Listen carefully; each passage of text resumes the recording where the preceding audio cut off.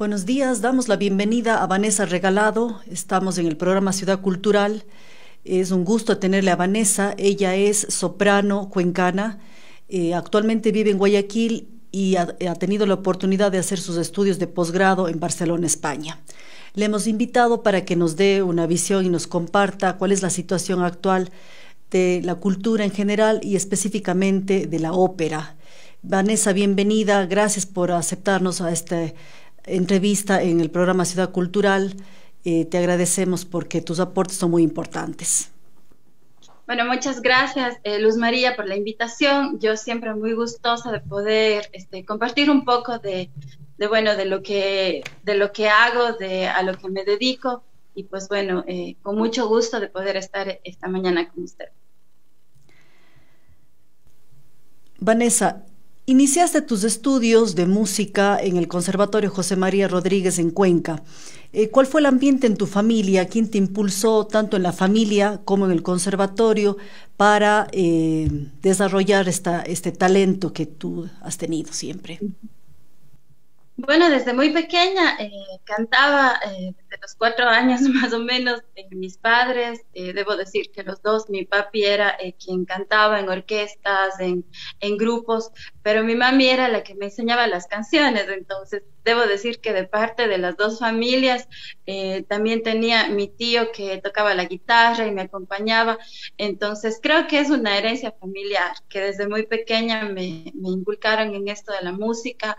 Como digo, le veía a mi padre que cantaba, le veía a mi tío de parte de mi mami también que cantaba. Entonces empecé yo también a dar mis, mis primeros pasos en la música desde muy pequeñita.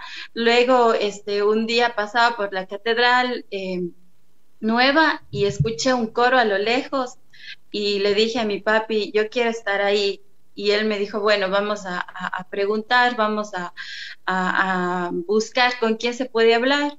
Entonces nos dirigimos, justamente estaba ahí en esa época, dirigía el maestro Marcos Quisela, dirigía el coro de niños del conservatorio, y fue ahí que me hicieron una audición. Me llamaron para el siguiente día para que haga una audición. Entonces entré a formar parte del coro. Luego, bueno, ya inicié ya los estudios de lo que era la teoría de la música y todo esto. Entonces, bueno, creo que también diría que Marquitos Aquisela, María Eugenia Arias fueron personas que de muchas maneras nos motivaban para que podamos estudiar el canto, para que podamos seguir mejorando. Entonces, yo diría que, bueno, mis padres y estas dos personas han sido como que fundamentales en mis inicios de lo que ha sido la música. Perfecto, Vanessa. Y luego tuviste la oportunidad de estudiar en Guayaquil, en el conservatorio, y quiero que nos cuentes y nos compartas cuáles fueron tus principales aprendizajes cuando estudiaste en Guayaquil.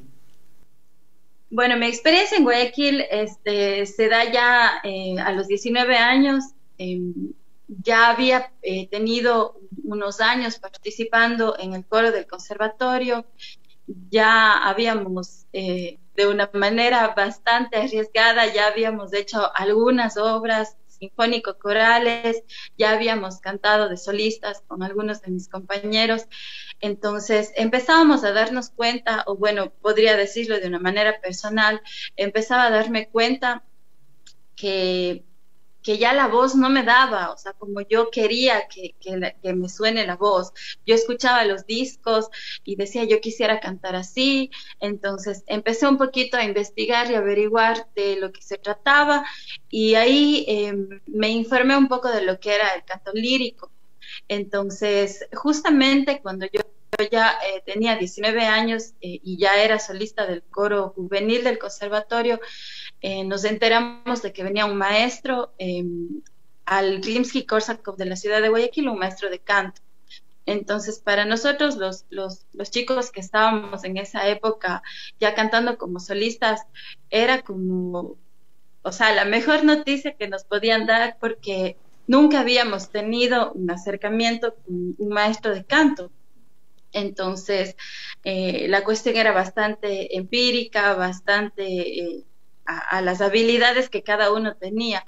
Entonces, claro, ya empezamos como que a investigar, a querer conocer un poco más y a entender que para este tipo de canto, lo que es el canto lírico, se necesitaba estudiar una técnica de canto. Entonces, cuando nos enteramos de que venía este maestro al Conservatorio de Guayaquil, vinimos algunos a hacer una audición y bueno, ahí fuimos aceptados, algunos para tener clases con este maestro.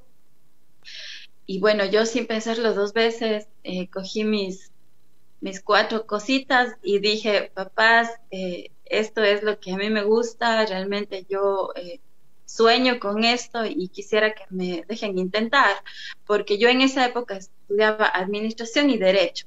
Yo ya estaba en la universidad estudiando estas dos carreras a la par, entonces para ellos era como que, estás loca, vas a dejar las carreras que son seguras, ¿no? En nuestro medio todavía a la música se le tiene como en un concepto de que es algo bastante inestable, de que no es una profesión muchas veces. Entonces al comienzo fue como, bueno, déjenme intentarlo, si es que realmente veo que no funciona, entonces yo regreso, sigo con mis estudios. Y me pasó algo muy bonito porque en esa época yo como ya cantaba como solista en el coro, siempre pedía permiso a mis profesores para las presentaciones. Entonces yo me puse a preguntar a cada uno de ellos que eran economistas, abogados, administradores, y les decía, profe, ¿usted qué opina? ¿Cree que me debe ir a estudiar música?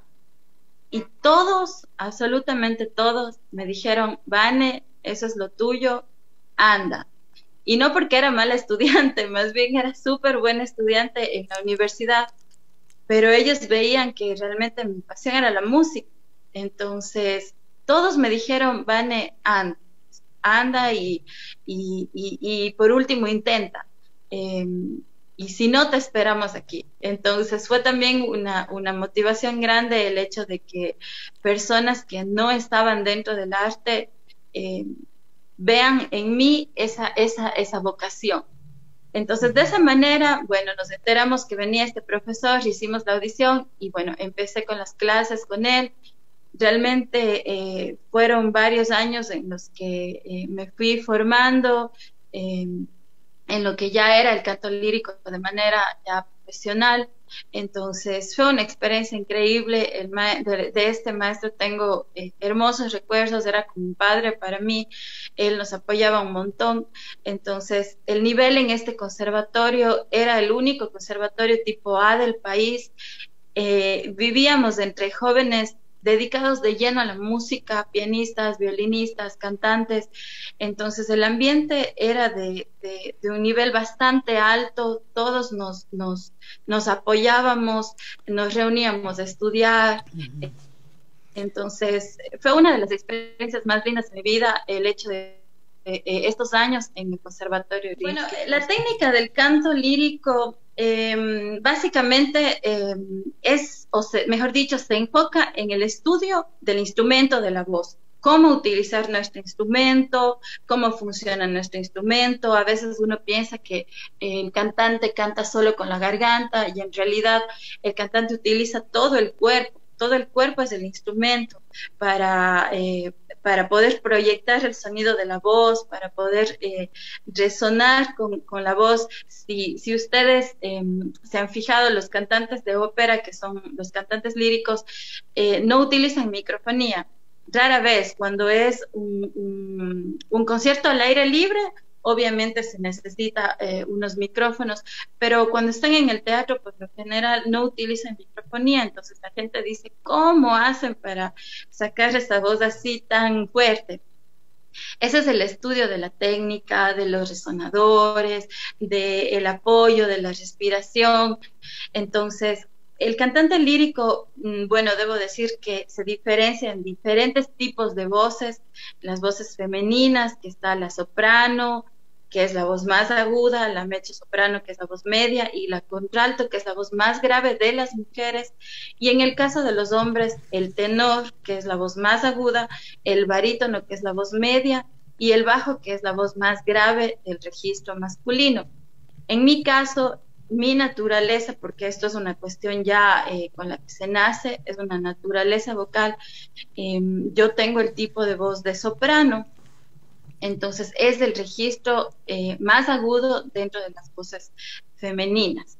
Bueno, para mí también fue como un proceso de estudio. Al comienzo no tenía mi registro tan amplio, pero con el tiempo y con obviamente con las enseñanzas de los maestros, uno va ampliando el registro y va adquiriendo o tomando la naturaleza de la voz con la que uno nace, el registro natural que uno tiene.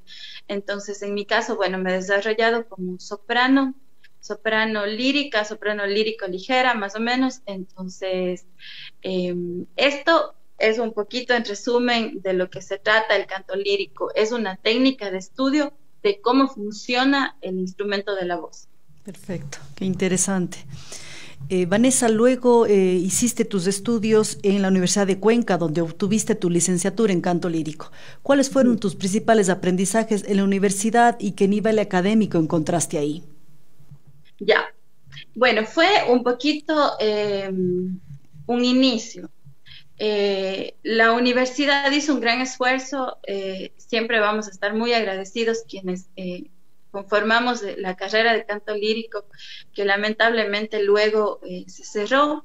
Prácticamente fuimos un grupo de 10 cantantes, más o menos los que pudimos hacer la carrera de canto lírico como tal. Fue un esfuerzo de la universidad. Nosotros estudiábamos ya en Guayaquil, algunos de los cantantes líricos cuencanos, estudiábamos en Guayaquil en el Rimsky-Korsakov y recibimos la noticia de que iban a abrir la carrera de canto en la universidad. Entonces, obviamente, para nosotros era mucho más conveniente por la distancia, económicamente. El conservatorio era, en esa época ya era un conservatorio privado, era bastante costoso. Entonces, recibimos la noticia de que nos querían apoyar a los cantantes trayendo un maestro para hacer la carrera de canto en la universidad. Entonces, fuimos un grupo más o menos, como decía, de 10 cantantes que iniciamos con el maestro Alexander Tamasov. Eh, claro, era la primera vez que se hacía la carrera de canto en Cuenca y fue creo que una de las primeras en el país. Entonces, hubieron, como se dice, falencias o huecos, pero siempre estuvieron prestos para darnos lo mejor. En la universidad tuvimos muy buenos maestros y bueno, o sea, tuvimos una muy buena experiencia, como digo, lamentablemente fue, creo que hubieron dos promociones de carrera de canto lírico y luego se tuvo que cerrar la carrera por falta de estudiantes, básicamente, y también de presupuesto, porque la carrera de canto es una carrera bastante costosa que necesita muchos maestros y que al igual que cualquier otro instrumento, las clases tienen que ser individuales.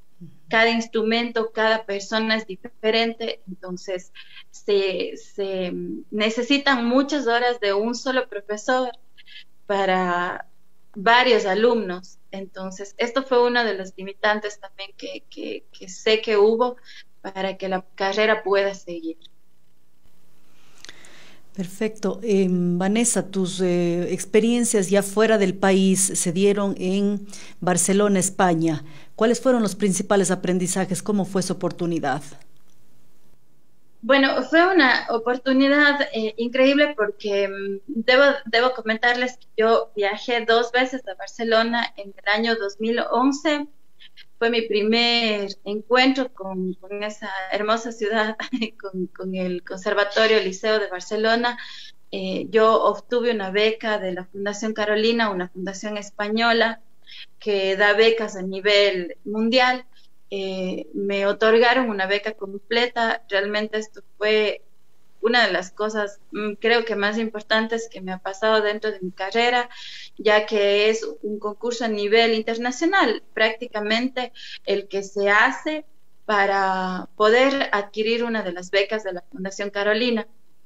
Entonces, tuve la oportunidad, tuve la bendición de que me otorguen esta beca completa Yo no tuve que pagar nada más que creo que gasté en la visa, en el trámite de la visa, pero ellos me pagaron desde el avión, desde el pasaje de avión, todos los estudios allá. Yo estuve estudiando en perfeccionamiento operístico por 2 años que el conservatorio me becó. Ellos tienen una política, la Fundación Carolina tiene una política. Ellos te dan el conocimiento y luego tú tienes que regresar a tu país a compartir este conocimiento. Tú firmas un contrato en el que te comprometes a regresar a tu país luego de finalizar la beca para compartir este conocimiento. Estas becas son otorgadas por el gobierno de España, no es el gobierno ecuatoriano el que da las becas, sino el gobierno de España, que escoge diferentes personas de diferentes ramas, no solo de la música. De la música habíamos 8 personas de diferentes países, yo era la única ecuatoriana, y habían más o menos unas 300 personas en diferentes ciudades de España, en diferentes países de Europa, estudiando diferentes carreras, economía, medicina, etcétera. Entonces, esta fue una de las primeras, la primera vez que yo estuve en Barcelona, que pude hacer este perfeccionamiento operístico. Entonces fue una experiencia increíble. Obviamente, como digo, a mí me pagaban todo, me daban una mensualidad para que yo pueda vivir allá, me pagaban el estudio, me daban para los libros, o sea, era una beca completa. Entonces, claro, fue una bendición para mí poder estar allá. El nivel del Conservatorio Liceo de Barcelona está entre los 10 primeros del mundo, entonces fue una de las experiencias más lindas que yo había tenido y obviamente de aprendizaje con esos maestros increíbles que tenía allá. Teníamos 16 materias en lo que era el área de canto. Entonces, todo el día nos pasábamos ahí, metidos en el conservatorio. La segunda vez que yo voy a España, ya a Barcelona, es justamente en el 2020 para realizar una maestría, justamente también en el liceo, que asimismo ellos abren cupos para producciones de ópera. Entonces nos escogieron a Alex Rodríguez y a mí para la ópera Don Pasquale de Donizetti y bueno, como muchos de ustedes saben, Alex es violinista y cantante también, él es esposo, entonces imagínense lo que era para mí que nos escojan a los dos, o sea, cada uno decía, bueno, si te escogen a ti, bueno, yo te apoyo, vas, haces y ya, está bien, regresas, porque era igual una maestría, entonces queríamos hacer los dos la maestría, pero al ser enfocado en una ópera concreta, ellos tenían cupos reducidos. Entonces fuimos escogidos 5 cantantes, los dos ecuatorianos, Alex y yo, y fueron un chileno, una cantante de Barcelona y un mexicano. Entonces, fue igual otra experiencia súper linda. Lamentablemente nos cogió allá la pandemia, entonces pudimos completar la maestría, pero cuando íbamos a presentar ya la puesta en escena de la ópera, porque se trataba sobre preparar toda la ópera y toda la puesta en escena, lamentablemente nos confinaron, entonces no pudimos hacer ya la presentación final de la obra, pero todo quedó prácticamente listo. Entonces, un poquito esa fue lo triste de esa experiencia, pero como aprendizaje increíble para los dos poder vivir igual de manera conjunta este aprendizaje y poder culminar esta maestría. Ahora vamos a escuchar un aria de Fiordiligi de la ópera Così fan tutte de Mozart.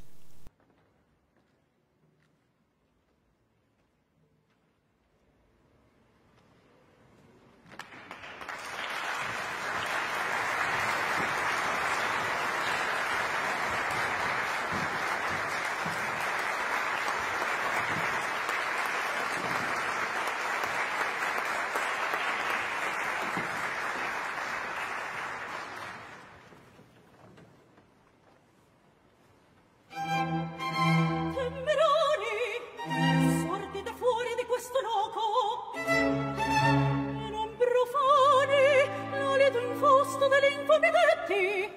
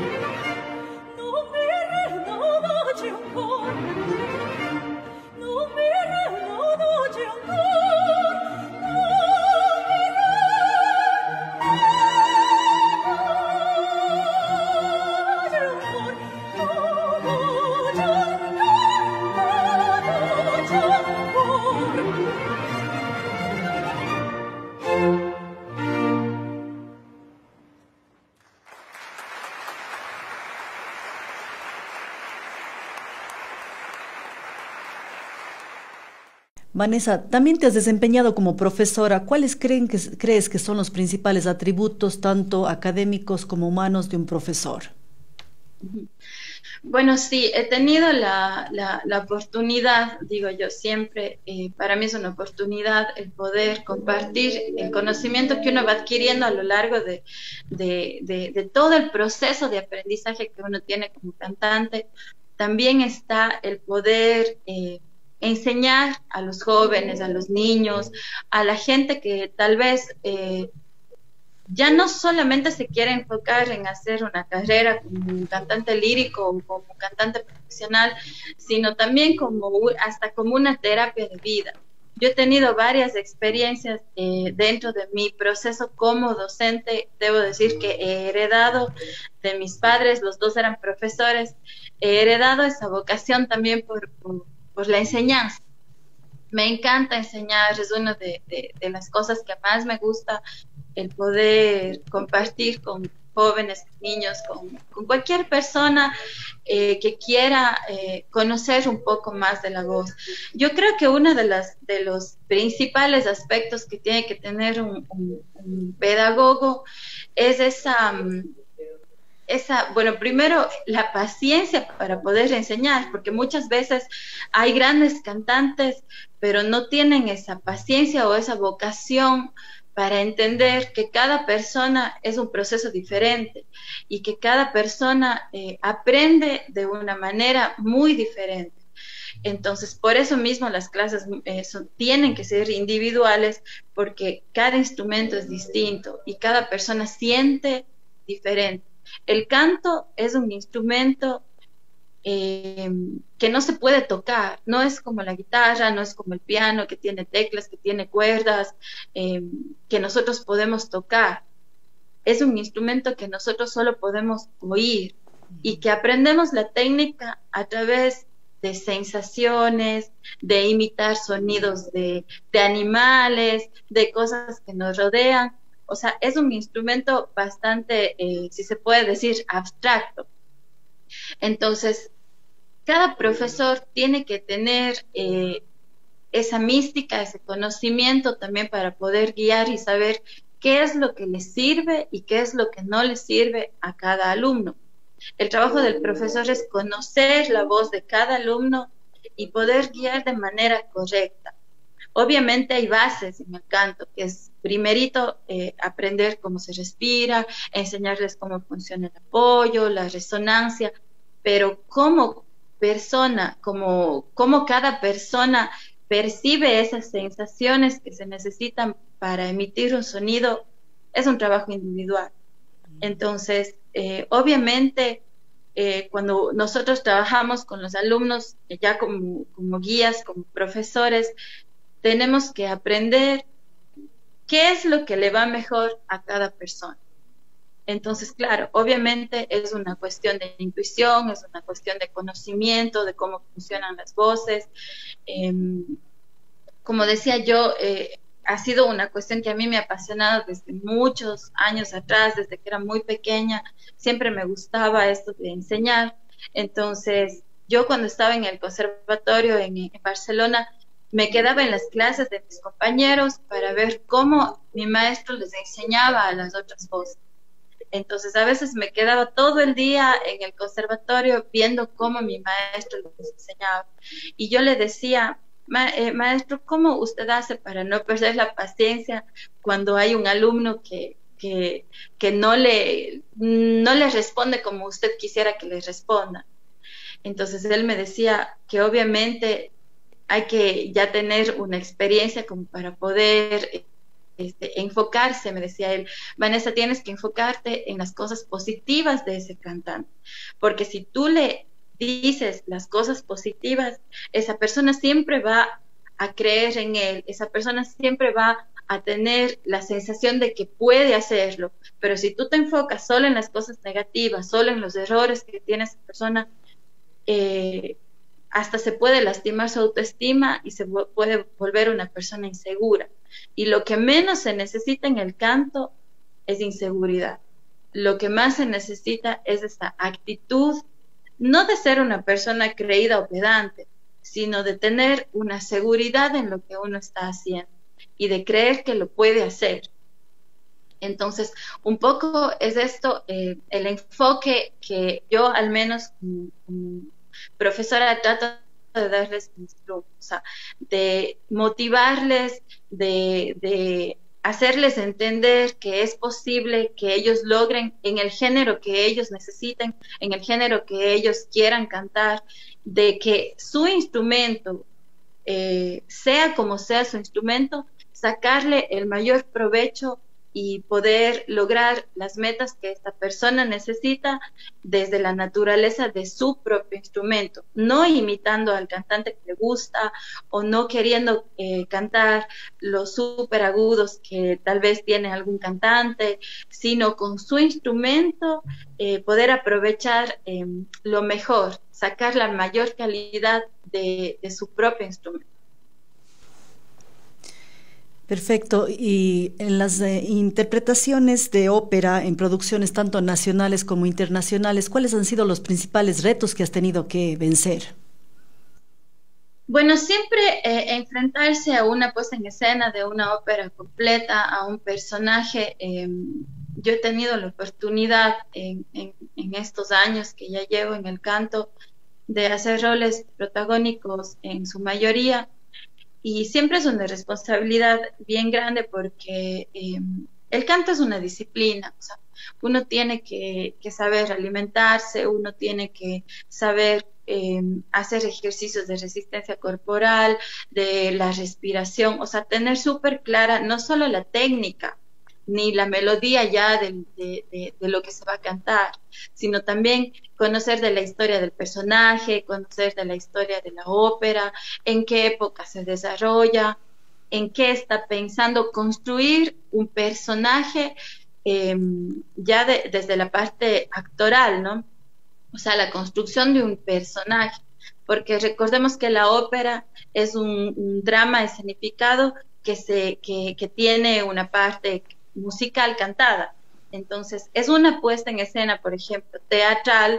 Si hablamos de una ópera, por ejemplo, como Romeo y Julieta, inspirada en la novela de Shakespeare, que sabemos que existe la obra teatral, en este caso, los personajes dicen todos sus textos cantados, pero nosotros como cantantes de ópera necesitamos también estudiar actuación para poder saber cómo construir nuestros personajes, cómo interpretar nuestros personajes ya de una manera teatral, actuada. Entonces, obviamente, para eso nos sirve todas las herramientas que nos puedan ayudar, como saber de qué época es nuestro personaje, qué relación tiene con los otros personajes dentro de la obra, si es una joven feliz, caprichosa, o si es una joven enamoradiza, o si es una joven en este caso, no sé, que tiene tal vez odio o venganza. Son sentimientos que todas las personas hemos sentido alguna vez, entonces obviamente uno construye sus personajes en base a eso. Entonces, claro, siempre es un reto poder dar vida a un personaje de una novela, de una historia, y poder transmitir a la gente ese personaje, esa sensación, este sentimiento, ya como en por ejemplo, como decirlo, en La Traviata de Verdi, Violeta, que es una cortesana que nunca se ha enamorado, que es una dama de compañía y que encuentra por primera vez el amor. Obviamente todas esas sensaciones que pasan por ella, uno como cantante no solo se dedica a cantar las notas, sino también a tratar de construir ese personaje para que la gente se enganche con la historia de la obra. Entonces, siempre son un reto cada personaje que a nosotros nos toca interpretar. Yo he tenido la suerte, como digo, de hacer en su mayoría de roles protagónicos. He tenido también la bendición de poder estrenar óperas ecuatorianas. Entonces, siempre cada una, como digo, ha representado un reto no solo vocal, sino también en la parte ya teatral de construcción del personaje. Qué interesante. Vanessa, y además de ser intérprete en canto lírico, tú has participado como gestora cultural en las acciones que han emprendido desde la Fundación Musarte. ¿Cuáles han sido los principales logros que han conseguido en estos años? Sí, bueno, la Fundación Musarte es uno de los proyectos que nosotros tenemos, debo decir, el más importante dentro de lo que es la gestión y la producción de ópera. La Fundación Musarte lleva ya aproximadamente 10 años formando y haciendo producción artística. Hemos hecho talleres, hemos hecho masterclasses, hemos hecho puestas en escena completas, ya que la fundación tiene estos dos ejes, el eje pedagógico de formación y el eje de producción artística para abrir espacios a los cantantes ya formados y a los cantantes en formación, a los cantantes jóvenes. Entonces, con la fundación que compartimos liderazgos, si se puede decir así, con el maestro Javier Rivadeneira, ya que la fundación tiene dos núcleos, el núcleo en Budapest, Hungría, en donde él es presidente, y mi persona en Cuenca, Ecuador, o bueno, debo decirlo ahora en el Ecuador, porque la fundación está ampliándose en diferentes ciudades del país, siempre hemos hecho proyectos en varias ciudades. Entonces, bueno, este proyecto ha sido para mí como gestora, como decía, el más importante porque ahí he podido realmente aprender todo lo que implica la gestión cultural. No solo, como decía, de lo que es masterclasses, formación de coros, clases individuales, sino también el abrir un espacio para las nuevas generaciones de lo que es la producción operística ya en formato completo. Nosotros hemos hecho varias producciones en Cuenca, hemos sido pioneros en el Ecuador, orgullosamente debo decirlo también, en presentar de manera independiente óperas completas y de una calidad muy profesional, siempre cuidando que sean puestas en escena originales, que sean puestas en escena con directores, con escenógrafos, con vestuaristas profesionales. Entonces, de esta manera nos hemos enfocado en demostrar, si se puede decir de alguna manera, que en Ecuador sí se puede hacer ópera, que en Ecuador existe el talento para hacer ópera y que lo hemos hecho. En el año 2019 tuvimos la oportunidad de participar en el Armel Opera Festival, un festival internacional que se realiza en Budapest, Hungría, a donde fuimos invitados con la producción de Don Giovanni de Mozart. Esto ha sido un hito histórico para el país porque fue la primera vez que una producción operística completa sale del país con artistas ecuatorianos, en el 90% artistas ecuatorianos, sale del país toda esta producción a participar en un festival internacional europeo, uno de los más importantes de Europa, y obtiene el premio a mejor producción operística, a mejor rol de interpretación y una mención especial a la Fundación Musarte por la difusión de la ópera de manera independiente. Entonces, esto nunca se ha logrado en el país. Ha sido la primera vez que una producción logra estos premios. Entonces, para nosotros como ecuatorianos y como gestores de la Fundación Musarte, obviamente esto es un orgullo súper grande, un sueño, una meta cumplida, muy importante, no solo para nosotros, sino yo diría para todo el país. Qué bien, Vanessa, qué gran experiencia que han sabido aprovechar. Ahora escuchemos una aria de Elvira de la ópera de Don Giovanni de Mozart.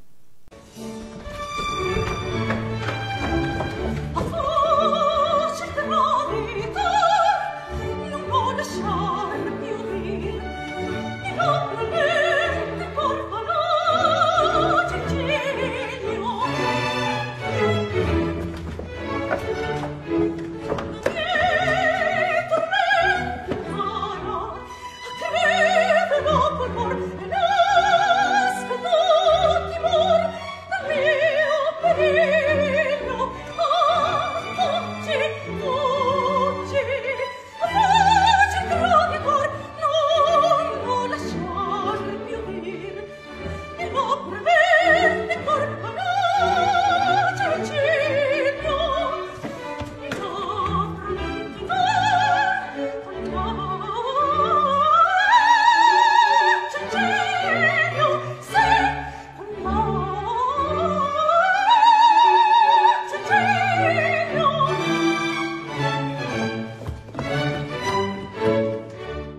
Vanessa, pasando a un nuevo tema y algo más amplio, ¿por qué crees que la cultura es importante en una sociedad? Bueno, ese es un tema bastante un, po- largo de abordar, pero voy a tratar de ser concreta. Yo creo que un país evoluciona a través de la cultura. La cultura no solo es la música. La cultura es la danza, la cultura es la pintura, las artes en general. La cultura es el folclore de cada ciudad, de cada país, perdón. La cultura es todo lo que envuelve a la sociedad. Nuestra sociedad muchas veces, como ecuatorianos, nos hemos enfocado en solamente en ciertos géneros, hemos dado importancia tal vez a ciertas cosas, pero no nos hemos llenado, no nos hemos complementado de diferentes o de diversas actividades culturales. Yo creo que un país, como decía al inicio, evoluciona a través de la cultura y de cuánto esta cultura se enriquezca. Muchas veces dicen la ópera es elitista, o sea, ya enfocándome en el género que yo estudio y en el que yo me desenvuelvo. Dicen la ópera es elitista, la ópera es una cuestión europea, pero en realidad, como decía, hay óperas ecuatorianas con historias ecuatorianas, con personajes de historias ecuatorianas que tal vez no se conocen. El rock tampoco nos pertenece, qué sé yo, inclusive muchos géneros no nos pertenecen, pero nosotros vamos apropiándonos, nosotros vamos haciendo nuestras versiones, nosotros vamos haciendo nuestras interpretaciones. Entonces yo pienso que se enriquece de esta manera la cultura de un país. Sin duda es uno de los aspectos más importantes que todavía nuestros gobernantes no han entendido el potencial que tienen las artes dentro de la economía incluso del país. Si nos ponemos nosotros a pensar, muchos de los países europeos tienen muchísimo turismo porque tienen casas de óperas importantes, porque tienen teatros de ballet importantes o de danzas o de, por ejemplo, en México o en Argentina, su cultura musical, el mariachi, el tango, han sabido explotar inclusive estos ritmos, folclore, su folclore propio, pero también han sabido enriquecerse con otros géneros musicales o corrientes artísticas. Entonces, yo pienso que la cultura dentro de una sociedad es una de las cuestiones más importantes y que debería ser prioridad de los gobiernos. Eso es mi opinión personal. Perfecto. Y luego de que viviste y conociste la realidad cultural en España, si es que puedes hacer una comparación, ¿qué es lo que pasa en ese sector en España y en comparación con lo que pasa aquí en Ecuador? Sí, justamente es lo que un poquito comentaba, o sea, es la importancia que los gobiernos les dan a la cultura, es el enfoque que le dan a la cultura, es decir, o sea, no solo como una cuestión em, de aprendizaje, sino también como una cuestión de que la cultura ayuda a la economía de un país, ayuda al turismo, ayuda al desenvolvimiento, porque, por ejemplo, como digo, yo solo enfocándome en la ópera, a veces la gente dice, no, es que la ópera tal vez se beneficien solo los cantantes que están ahí en el escenario, pero no. Para hacer una ópera, solo por poner un pequeño ejemplo, una ópera, para hacer una ópera completa se necesita una orquesta, que son más o menos mínimo unos 50, 60 músicos, se necesita de un coro, que asimismo son entre 40 y 60 cantantes, dependiendo de la ópera, se necesitan los solistas, que son obviamente, asimismo, dependiendo de la ópera, 10, 15, pero no solo es lo que se ve en el escenario, se necesitan gente que haga las escenografías, constructores de escenarios, se necesitan ingenieros, se necesitan arquitectos, se necesitan maquillistas, equipo de maquilladores, de peinadores, se necesita costureros, se necesita diseñadores de vestuarios, directores escénicos, directores musicales, directores de iluminación, o sea, tramoyistas. Es un sinnúmero de personas que construyen o que conforman el equipo para poner en escena este proyecto que se llama ópera.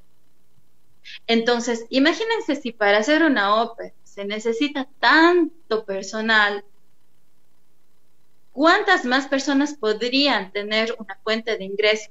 No solo los artistas, podrían tener una fuente de ingreso en lo que es el arte y la cultura. Para presentar una galería de arte, se necesita gente que esté en la galería desde la seguridad, que esté cuidando que no manchen o que no se roben los cuadros. O sea, es todo eso que no sé por qué en nuestro país todavía los gobiernos no tienen esa visión, todavía al arte le ven como un hobby, todavía se siente como que el arte o el artista no es profesional o no es una profesión. Entonces, obviamente, a diferencia de otros países, yo he podido estar en diferentes países y no existe esto. El arte es una prioridad en otros países, porque representa muchos ingresos económicos también para el país.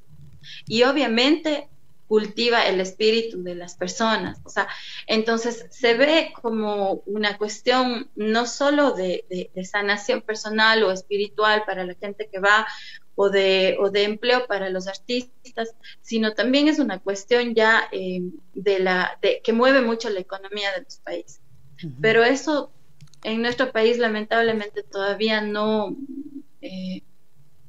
se ha tenido esta visión. Ya hay una falta de visión en este sentido.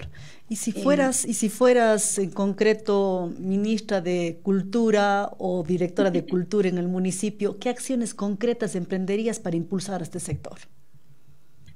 Bueno, dicen que cuando uno se dedica al arte no puede ser o hacer política. Bueno, también dicen que todo lo que uno hace es política. No está dentro de mis metas personales ser político, pero yo diría, si es que tuviera en mi poder este cargo, yo creo que tendría que empezar por cuestiones de cambios de políticas de Estado, o sea, de que realmente se le dé una prioridad a lo que es la cultura, de que se aumenten los recursos para la cultura, para la formación de públicos, desde los pequeñitos, desde las escuelas, inculcar todo lo que es el arte y la cultura. Justamente acá en Guayaquil yo tengo contacto con un colegio particular que el director tiene esta visión, o sea, en el colegio les dan pintura, les dan música, les dan danza, les dan meditación, dentro de todas las demás materias normales de una escuela. Entonces, empezar desde la niñez a cultivar la importancia en lo que es la cultura, invirtiendo más en la cultura, porque si no se invierte, no se puede lograr nada. O sea, si no se invierte en las escuelas, en los colegios, conversaba yo con mi esposo y decía, sería increíble poder que se construyan teatros, que se construyan, no sé, escuelas de música, de danza, de artes, pero no solo es esto, sino también es un poco cambiar esta mentalidad, o sea, hacer entender a la gente desde temprana edad, desde los niños, la importancia de la cultura, la importancia de las artes, la prioridad que tiene que tener nuestras vidas como una cuestión también ya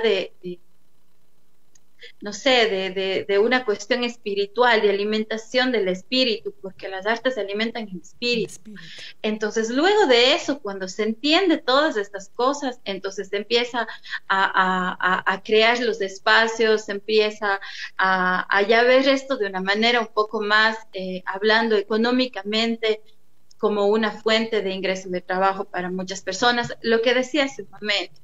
Entonces, bueno, yo creo que, en resumen, yo creo que uno debería, si está en un cargo político, enfocarse desde la niñez. O sea, desde ahí está ese cambio de pensamiento, inculcar ese cambio de pensamiento y de tener al arte como una prioridad en las vidas de las personas, no como un hobby.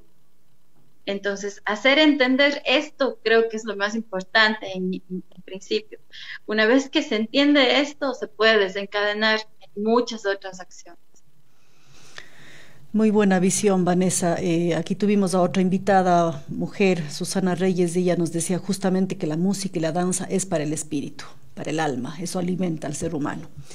Ahora, como profesora que fuiste en la Fundación Festival Internacional de Guitarra Clásica en Cuenca, Ecuador, ¿cómo ves ahora que la Fundación esté apoyando a alumnos para que hagan sus estudios fuera del país?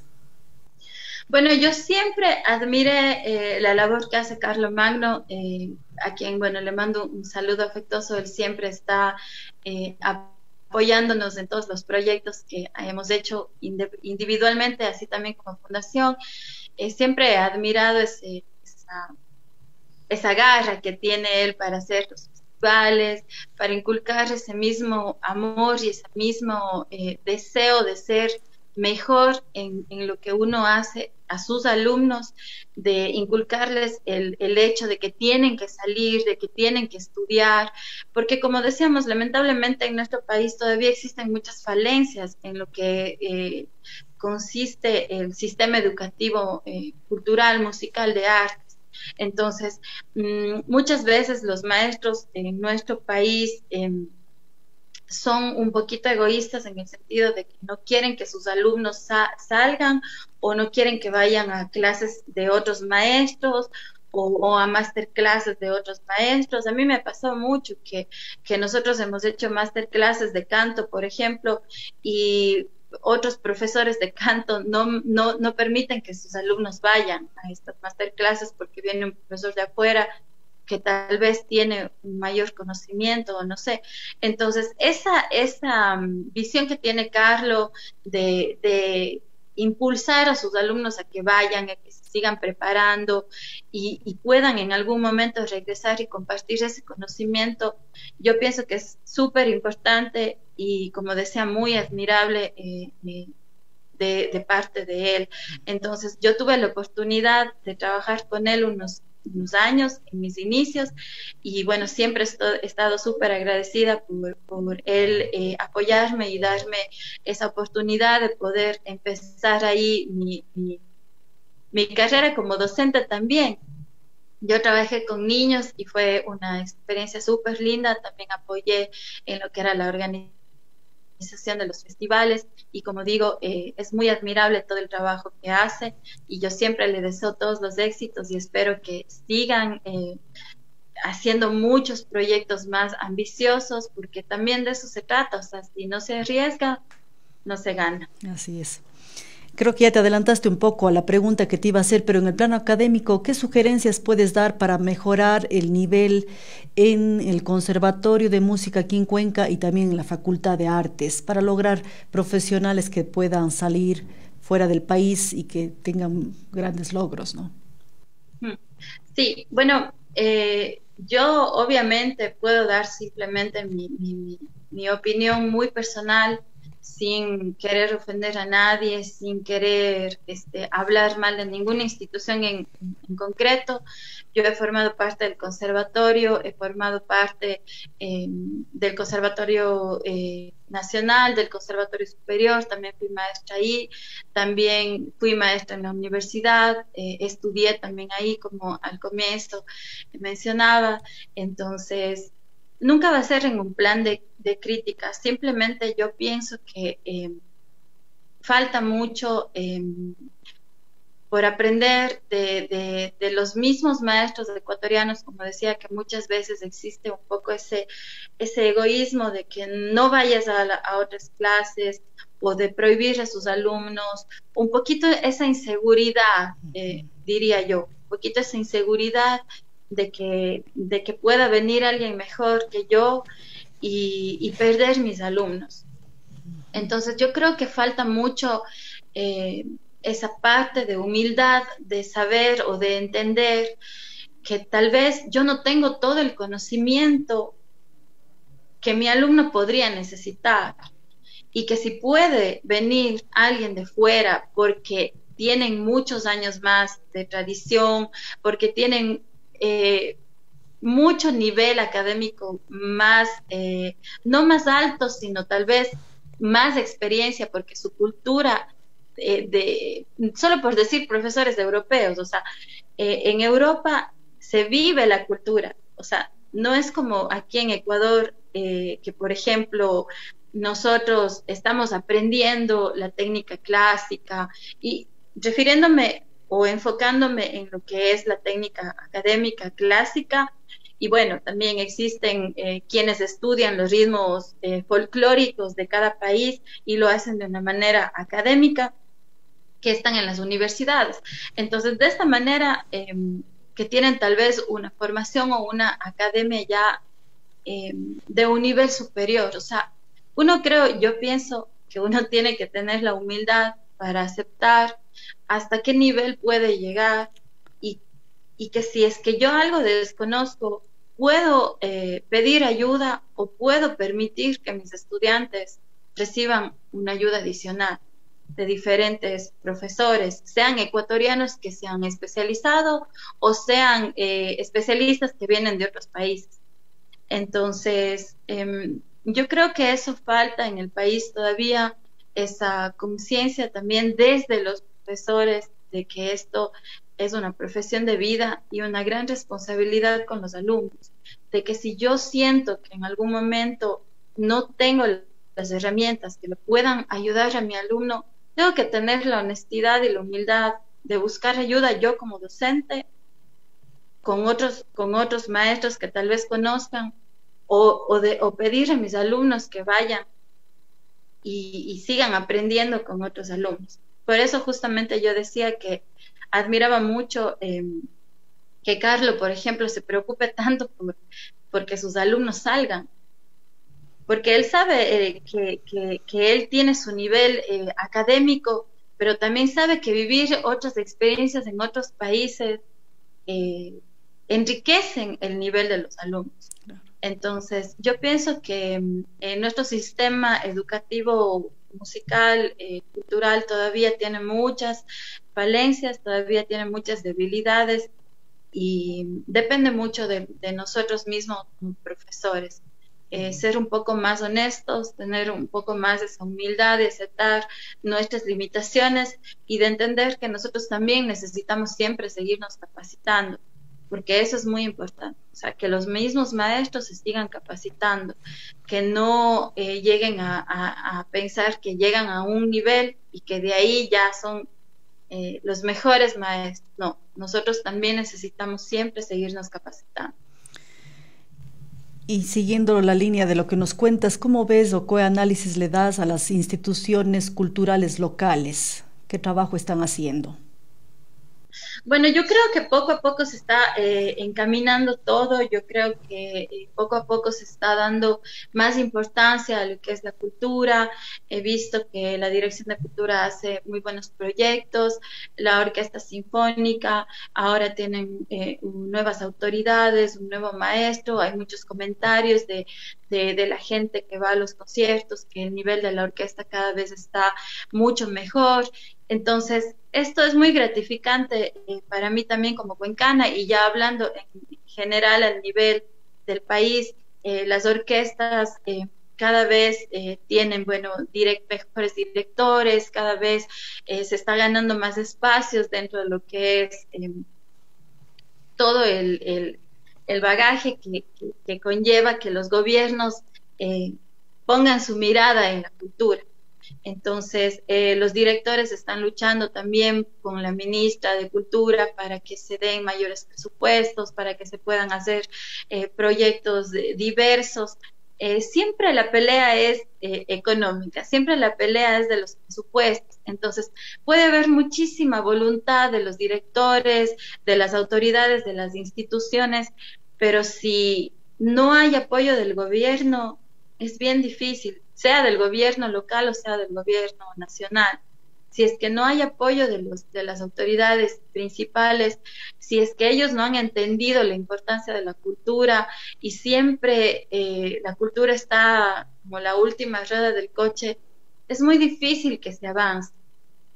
Yo admiro muchísimo a muchos directores del país que con los pocos recursos hacen proyectos hermosos.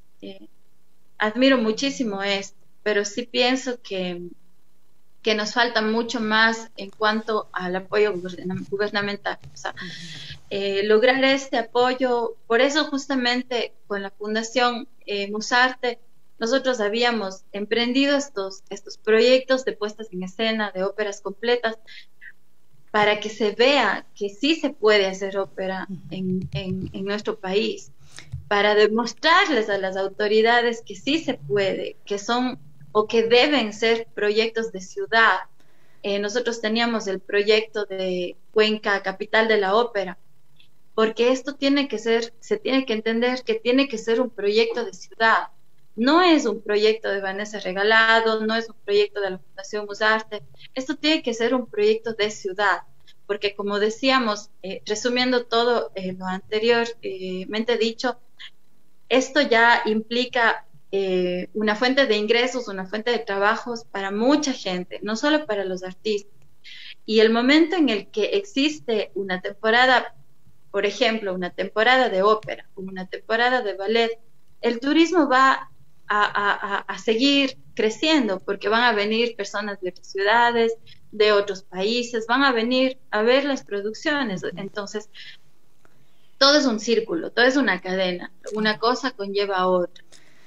Como decía yo, hay muchísima buena voluntad de parte de las autoridades, de las instituciones culturales.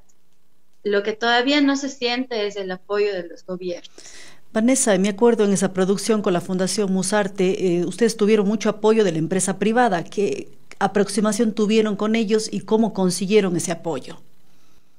Sí, bueno, en estas producciones nos han apoyado bastante diferentes empresarios, amigos, hemos tocado tantas puertas, han habido personas que han creído, han habido personas que tal vez no han creído en los proyectos.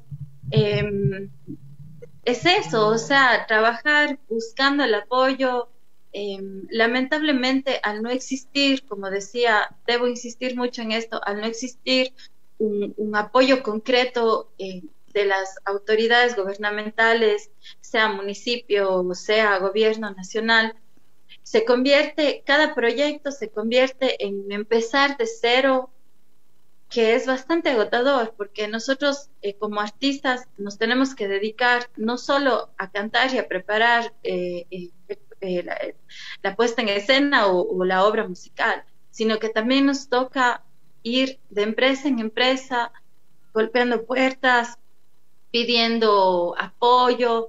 Hemos tenido, gracias a Dios, digo, hemos tenido ya alguna trayectoria dentro del país, dentro de la ciudad, que nos ha ayudado para que la gente, un poco conociendo ya de nuestro trabajo, diga, bueno, sí, lo que ustedes hacen es bonito, yo les apoyo, es importante que existan estas manifestaciones culturales en la ciudad.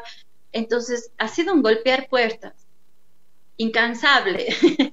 Ha sido un golpear puertas, ir, dejar oficios, un trabajo de hormiguitas, digo yo, de muchas personas que nos han apoyado. Y así hemos logrado muchas veces poniendo, como se dice, bienes y personas, muchas veces nosotros sin cobrar un centavo como artistas, sino pagando las cuestiones que hemos tenido que alquilar o hemos tenido que comprar o construir las escenografías. pero ha sido un trabajo más de vocación que una cuestión que nos haya dado algún rédito económico. Entonces yo pienso que eso también tiene que cambiar, Claro. porque nosotros como artistas también nos merecemos nuestra remuneración económica, porque este es nuestro trabajo, esta es nuestra profesión. Las autoridades todavía no han entendido el potencial que esto tiene, o sea, esto como un proyecto de ciudad. No han entendido todavía que es una inversión el arte. No es un gasto, es una inversión. Entonces, espero que a partir bueno, de todo este tiempo que ha pasado de la pandemia, la gente también ya dice, bueno, ¿y dónde está? Y en Cuenca había ópera, ¿y por qué no se está haciendo en Cuenca ópera?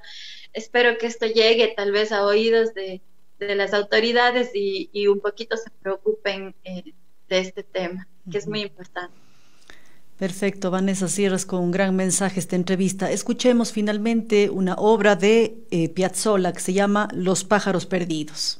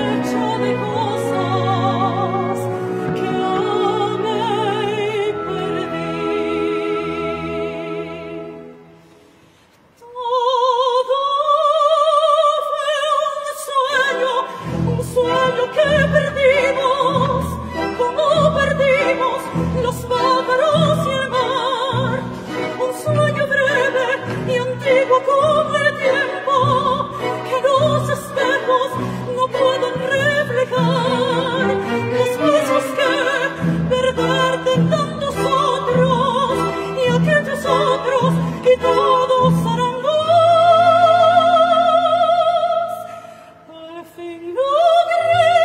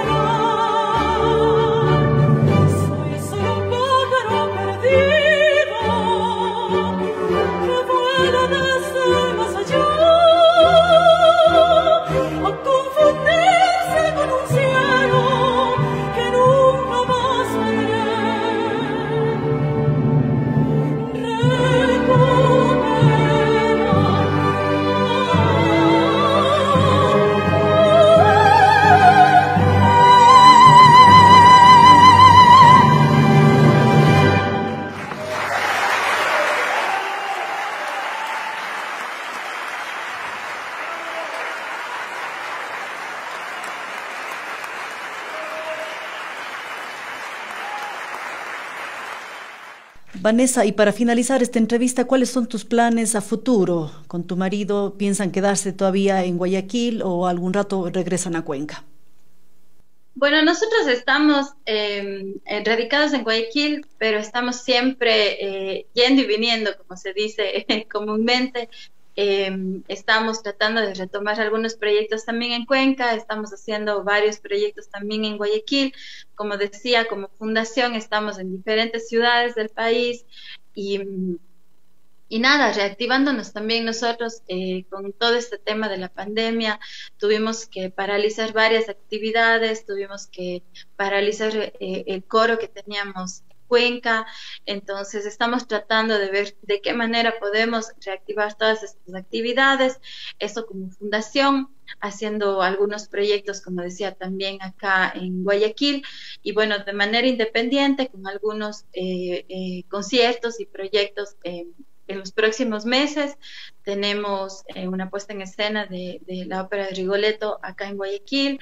También el 16 estaremos nuevamente en Cuenca haciendo un concierto de música sacra con cantantes, con 5 cantantes de diferentes ciudades. Les invito también a este concierto en el Museo de Arte Moderno en la noche, a las 19:30. En el museo estaremos compartiendo también lo que es música sacra.